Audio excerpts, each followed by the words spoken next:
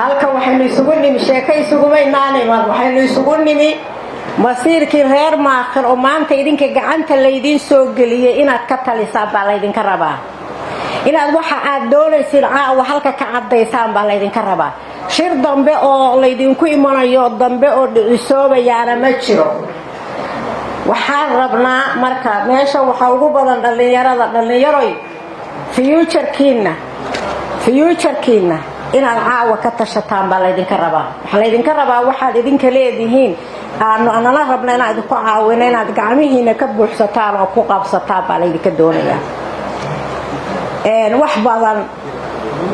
ma dhahayo laakiin muddo dheer baan hurudnay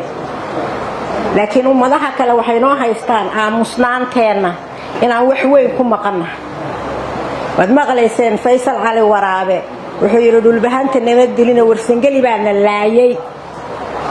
inagu maynaan oran idin malayn maynaan dhihin waa aamusanahay wuxuu kaloo ku daray waxa weeye silent killer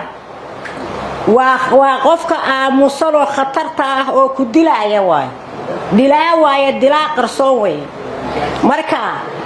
hadda dilaaga qarsoon halaynaga arko guriga laynaga soo qaxiyay halaynaga arko burhaantaas soo baxday Faysal waxaan leeyahay Faysalow salaxley baad ka timi salaxley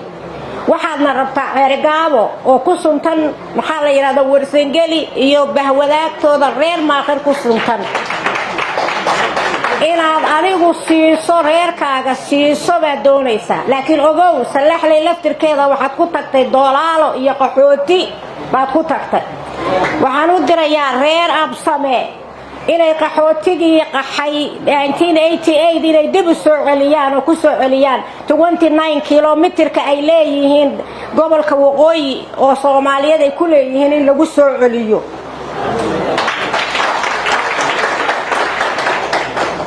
taariikhdu ma guurto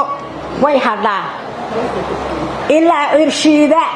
ilaa iyo maxaa la yiraahdaa mayri iyo xiis waxay ahayd dhul hartibay ahayd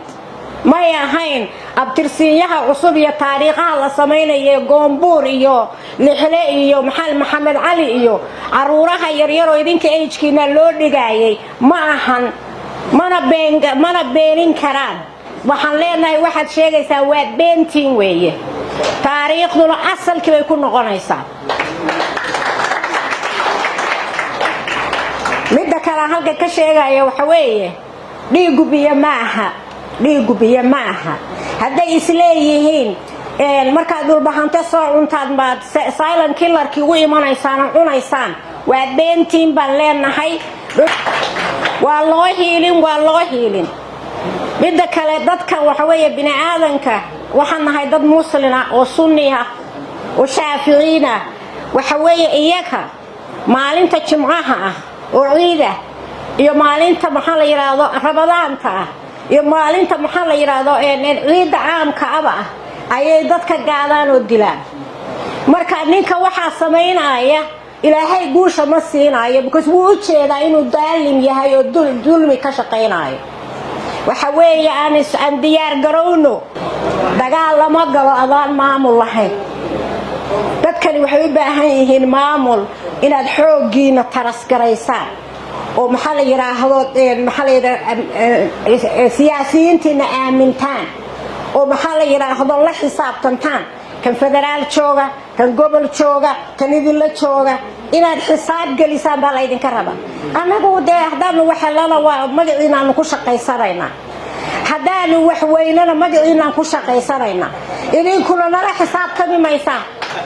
marka in ay idinku soo noqon waayaan dadkiina idinku soo noqon waayay idinka laydinka arkay marka hadda maanta waxaynu isweydiinaynaa Maakhir meeshaad dhigtaan maanta meeshaad dhigtaan idin soo noqon mayso maalin kale annaguna waqti dambe idin soo beerdarayn mayn Maakhir maanta meeshaad dhigtaan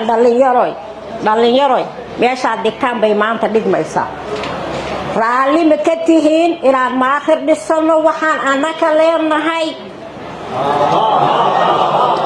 hadda waa markii labaad u codeeya gacanta taaga u codeeyo maaqiraan dhisno hoggaankiina inaad doorataan raalli ma ka tihiin baarlamankiina inaad samaysataan oo weliba dhalinyaro ah wabilaahi tawfiiq waa ballanay ilaahayna wuu inagu og yahay waynu ballannay haye